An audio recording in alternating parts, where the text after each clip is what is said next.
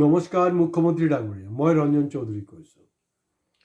যোৱাকালিও কিবা এটা কৈছিলোঁ, আপুনি চাগে শুনা নাই, ৰাইজে শুনিছে।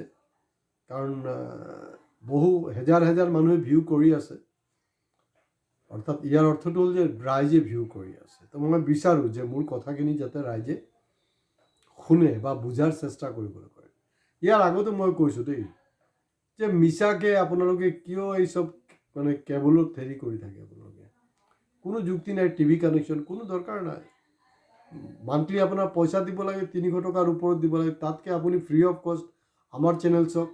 আমি যিবিলাক কথা কৈ আহিছোঁ সেইবিলাক কথা ফলি আছে এটাৰ পিছত এটা। ভিডিঅ' শেষলৈকে চাব, সেইটো কাৰণে চাব। কাৰণ মই আজি এটা কথাই ক'ব বিচাৰিছোঁ যে মানুহৰ মৃত্যুৰ পিছত এটা আমাৰ পৰম্পৰা আছে। আমাৰ মৃত্যুৰ পিছত কওঁ যে কিবা এটা যদি হয়, মানে তেওঁৰ মানে কিবা এটা মৰি যোৱা মানুহটোৰ যদি কিবা এটা ছাকচেছ পায়, তেতিয়া কৈ যায় যে নাই, তেওঁৰ আত্মাই আজি শান্তি পাইছে। তো সেইকাৰণে মই ক'ব বিচাৰিছোঁ, আজি জুবিনৰ আত্মাই কিন্তু শান্তি পাইছে। আৰু কেনেকৈ শান্তি পাইছে সেইটো ভিডিঅ' শেষলৈকে প্লিজ চাই থাকিব। শ্বেয়াৰ কৰিব, লাইক কমেণ্টছ কৰিবলৈ কোনো ধৰণৰ হেজিটেশ্যন নকৰিব। হয়, ছাবস্ক্ৰিপশ্যনটো বহুত জৰুৰী হয়, প্লিজ ছাবস্ক্ৰাইব কৰক। হয় মুখ্যমন্ত্ৰী ডাঙৰীয়া, মই আপোনাকে ক'ব বিচাৰিছিলোঁ, আপোনাৰ যে মানে এই যোৱাকালি মই চেনচেক্স লৈ কৈ আছিলোঁ নহয়, আজিও একেটা কথাই ক'ম। আপোনাৰ কিন্তু চেনচেক্স এতিয়া 26-ৰ আগে আগে আপোনাৰ চেনচেক্স ডাউন হ'বলৈ ষ্টাৰ্ট হৈ গ'ল। আপুনি ভবা নাছিলে BTAD ইলেকশ্যনত কি হ'ব ৰেজাল্ট। নেশ্যনেল ষ্টেট লেভেল বাদ দিয়ক, নেশ্যনেল লেভেলতো কোনো প্ৰপাৰ এনালাইচিছ দিব পৰা নাই। মই ডাঠি ক'ব পাৰোঁ, আৰু এইটো প্ৰমাণ হৈছে আজিৰ পৰা 10 দিন আগত যিবিলাক আমাৰ ছাবস্ক্ৰাইবাৰ হয় বা কোনোবা যদি ছাবস্ক্ৰাইব কৰা নাই ইমিডিয়েট ছাবস্ক্ৰাইব কৰক। চাওক যে 10 দিন আগত মই যি এনালাইচিছ দিছিলোঁ, মই যি প্ৰিডিকশ্যন দিছিলোঁ, সেই প্ৰিডিকশ্যন হুবাহু BTCৰ ইলেকশ্যনত কিন্তু প্ৰমাণিত হৈছে। আজি আমাৰ টিভিৰ এংকাৰবিলাকৰ সেই এনালাইচিছ যদি তেওঁলোকে ছাকচেছফুল হোৱা হ'লে ডিঙি ফুলাই বহুত চিঞৰ বাখৰ কৰিলে হয় যে আমি কৈছিলোঁ, আমাৰ চেনেলে কৈছিলে, বহুত কিবা কিবি বকিলে হয়। কিন্তু মই নিজক জহাই নপৰোঁ। গতিকে BTC ইলেকশ্যন নহয়, ইয়াৰ আগত ইণ্ডিয়াৰ কথা আপুনি বাদেই দিয়ক। আমেৰিকাত ট্ৰাম্পৰ ইলেকশ্যনৰ আগত ট্ৰাম্প যি উভতি আহি আছে, মই অকল কোৱা নহয়, মই লিখিছিলোঁ, এইটো পেপাৰত মোৰ প্ৰবন্ধও ওলাইছিলে নিয়মীয়া বাৰ্তা। গতিকে মই যিবিলাক কথা কৈ থাকোঁ, প্লিজ আপোনালোকে অলপ ধৈৰ্য সহকাৰে শুনিব। আপুনি কি কৈছে BTC ইলেকশ্যনত যে বিজেপি কিং মেকাৰ হ'ব। চব এটা ঠাইত নহয়, এটাই শ্বেৰ থাকে, দুটা শ্বেৰ নহ'ব, শ্বেৰ এটাই থাকিব। King is king. তো BTC এলেকাৰ কিং হ'লগে কোন? কমেণ্ট বক্সত কমেণ্টছ কৰক। ঠিক আছে, কমেণ্টছটো নিশ্চয় কৰিব আপোনালোকে, ভাল বেয়া। মই আৰু স্পষ্ট কৰিছোঁ, Hagrama Mohilary is the only king in BTAD। আৰু মই ইয়াৰ আগতো কৈছোঁ 10 দিন আগত যে কিং ৰিটাৰ্ণ চাব, মই কিং ৰিটাৰ্ণ বুলি কৈছোঁ।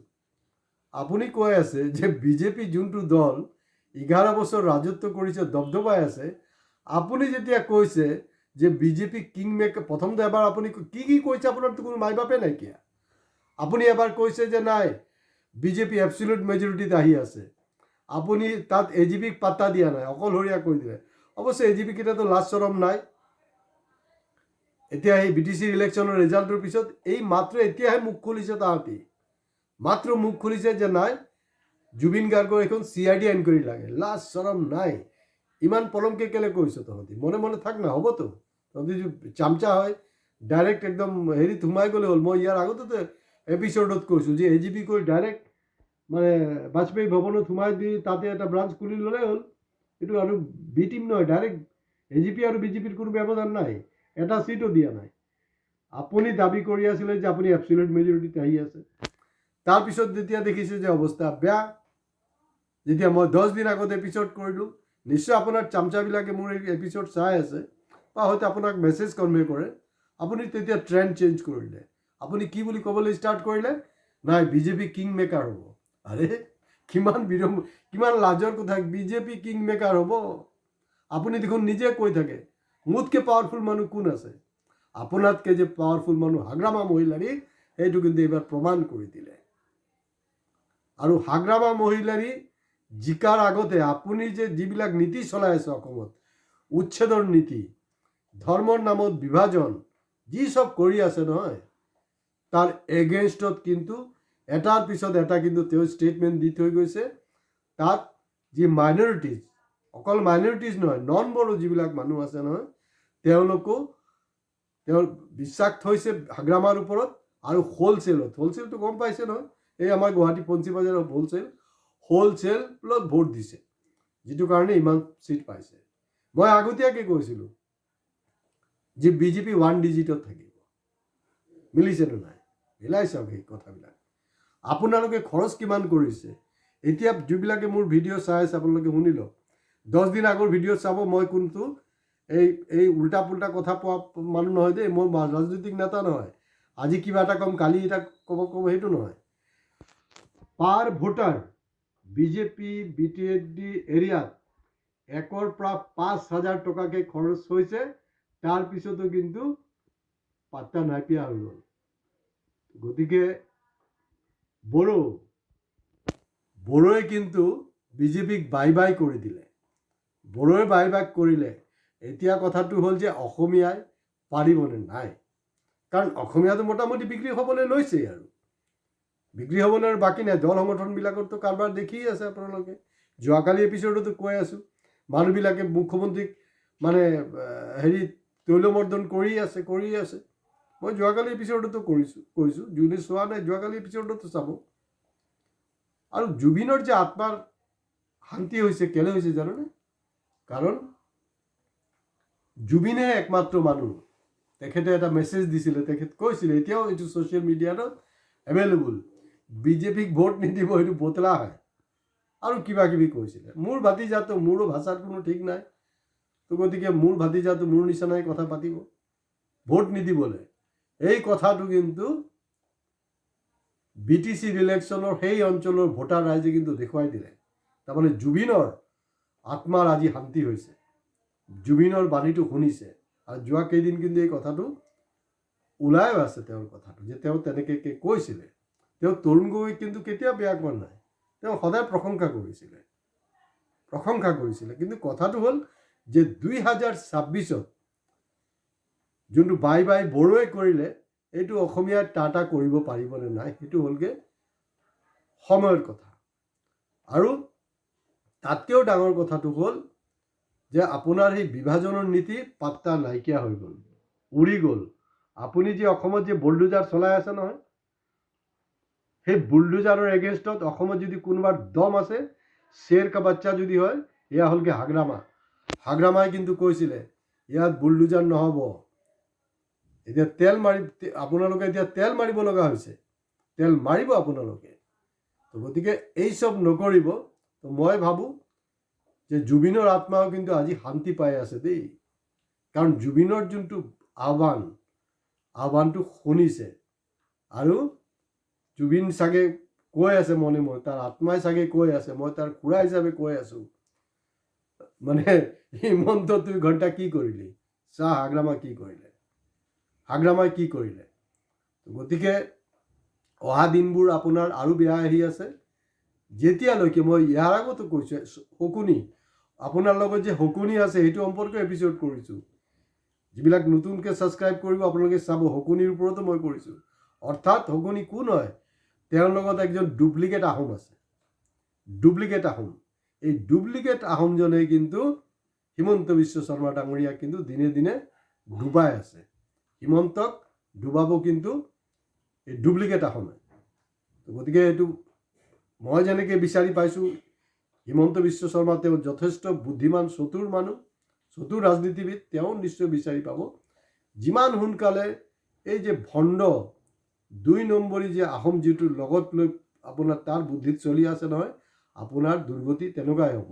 গতিকে আপোনাৰ কামডাউন কিন্তু ষ্টাৰ্ট হৈ গ'ল। আৰু BTC ইলেকশ্যন আছিলে কিন্তু ছেমি ফাইনেল।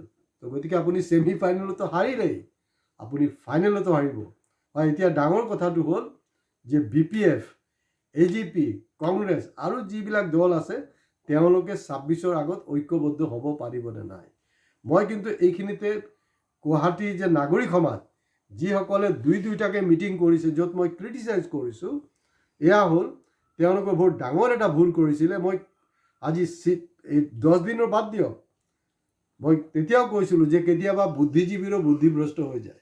নাগৰিক সমাজত কোন আছে নেতৃত্ব? চব বুদ্ধিজীৱীবিলাক। কিন্তু এই বুদ্ধিজীৱীৰো বুদ্ধিভ্ৰষ্ট হৈছিলে বুলি মই কিন্তু কেইমাহমান আগতেও কৈছোঁ। তাৰ কাৰণ হ'ল সেইখন মিটিঙত হাগ্ৰামা মহিলাৰী আহে নাহে পিছৰ কথা, কিন্তু হাগ্ৰামা মহিলাৰীক নিমন্ত্ৰণ জনাব লাগিছিলে। প্ৰফুল্ল মহন্তৰ গা বেয়া, কিন্তু তেখেতকো নিমন্ত্ৰণ জনাব লাগিছিলে। তো এজিপিৰ পৰা কিছু মানুহতো আপোনাৰ নেতা ইতিমধ্যে কংগ্ৰেছত জইন কৰিছেই, কিন্তু এই আপিলটো যদি আপোনালোকে আৰু আগত কৰা হ'লে কিন্তু কংগ্ৰেছত আগতে জইন কৰিলে হয় আৰু শক্তিশালী এটা বিৰোধী ঐক্য সম্ভৱ হ'লে হয়। গতিকে ছেমি ফাইনেলত হাৰিছে, ফাইনেলতো খেল হোৱাৰ কোনো কথাই নাই। ফাইনেলত একমাত্ৰ উপায়, যদি সকলো শক্তি ঐক্যবদ্ধ হয় তেতিয়া কিন্তু সেইটো প্ৰমাণ হ'ব যে না, ইয়াত পৰিৱৰ্তনটো সম্ভৱ। কিন্তু অসমীয়াক মই আকৌ কৈ আছোঁ, বড়ো বিক্ৰী হোৱা নাই, বড়ো মানুহ বিক্ৰী নহয়। 1ৰ পৰা 5,000 টকা, আমাৰ মানুহে 500 টকাত বিক্ৰী হৈ যায়, 500 টকা, 200 টকাত বিক্ৰী হৈ যায়।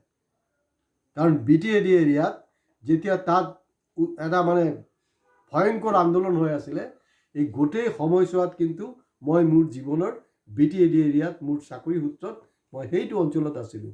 তো গতিকে বড়ো মানুহক মই জানো। আৰু মানে হাগ্ৰামা মহিলাৰী ডাঙৰীয়াক মই এইটোৱে আহ্বান জনাম যে মই আপোনাৰ ভৱিষ্যতবাণী মই আগতীয়াকৈ কৰিছিলোঁ। এতিয়া খালি এটাই এপ্ৰ'চ থাকিব যে আপুনি জুবিন গাৰ্গৰ যি আদৰ্শ, এই আদৰ্শত আপোনাৰ এই যে চৰকাৰ চলাবলৈ আপুনি চেষ্টা কৰক আৰু আপুনি ভালকৈ কৰক, যাতে মানে তাত এটা স্থায়ী শান্তি হয়, স্থায়ী আৰু বেছি ডেভেলপমেণ্ট হ'ব পাৰে। আৰু আপোনাৰ যি লিডাৰশ্বিপৰ ওপৰত এটলিষ্ট মোৰ কনফিডেঞ্চ আছে বুলিয়ে মই 10 দিন আগত আপোনাৰ ওপৰত কনফিডেঞ্চ ব্যক্ত কৰিছিলোঁ। আজি ইয়াতে শেষ কৰিছোঁ। নমস্কাৰ।